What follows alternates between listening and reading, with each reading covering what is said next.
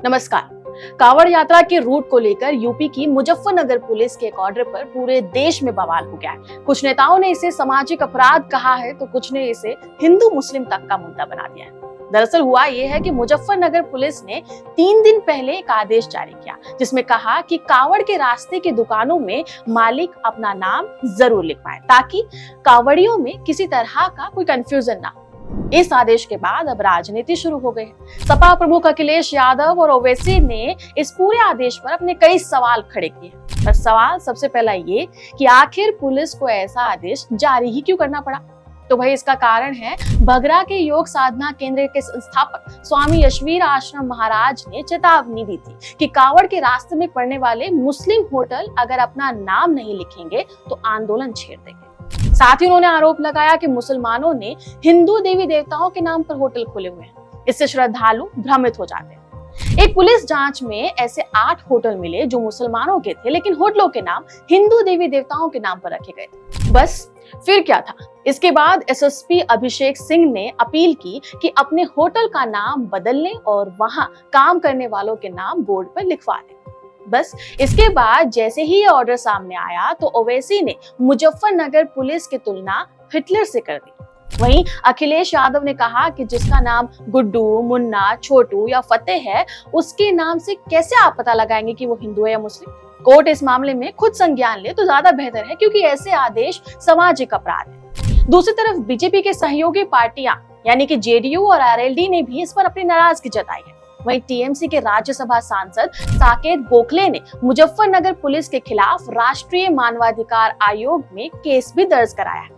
गोखले के मुताबिक आदेश भेदभाव करने वाला है। साथ ही उन्होंने एसएसपी मुजफ्फरनगर के तर्क को बहुत ही मूर्खतापूर्ण बताया है। लेकिन इस मामले में सहारनपुर रेंज के deputy inspector general of police Ajay Kumar Sahni ने कहा है कि ऐसे मामले सामने आए जहां कुछ दुकानों पर मांसाहारी खाना बेचे गए या कुछ खास धार्मिक समुदायों के लोगों ने दूसरे समुदायों के नाम पर दुकानें खोली।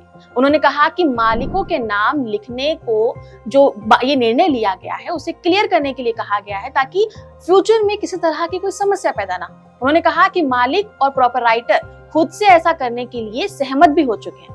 पर जेडीयू नेता त्यागी ने कहा कि सुरक्षा व्यवस्था के लिए उठाए गए कदम ठीक है, लेकिन ऐसा कोई संदेश नहीं जाना चाहिए जिससे सांप्रदायिक विभाजन पैदा होता।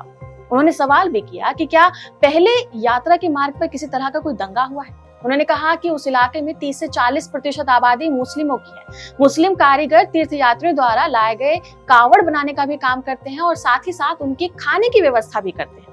हालांकि बीजेपी ने अपनी अलग सफाई दी है और IT department head Amit Malviya ने एक्स पर पोस्ट में लिखा है कि आज से लगभग 2 दशक पहले दिल्ली में सभी रेस्टोरेंट में शराब की बिक्री पर रोक लगा दी गई थी।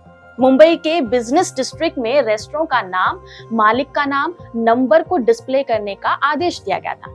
जब ये ऑर्डर भेदभावपूर्ण नहीं था तो मुजफ्फरनगर में एक आदेश को अलग नजरिए से क्यों देखा जा रहा है, सिर्फ इसलिए कि क्या वो उत्तर प्रदेश है। अमित मालविया ने यह भी कहा कि धर्मनिरपेक्षतावादियों पर यह मानने का भी आरोप लगाया है कि ये आदेश मुसलमानों के खिलाफ है क्योंकि वे जानते हैं कि कई मुसलमान कोचिंग इंस्टीट्यूट से लेकर खाने पीने की दुकानों तक हिंदू नाम रखते हैं। उनका ऐसा करना न सिर्फ धार्मिक संवेदनाओं का उल्लंघन करता है बल्कि धर्मांतरण और उससे भी बदतर काम करते हैं। खैर, इस फैसले पर क्या आदेश लिया जाएगा ये तो वक्त ही बताएगा, पर आपको इस पर क्या कहना है हमें कमेंट करके जरूर बताएं। नमस्कार।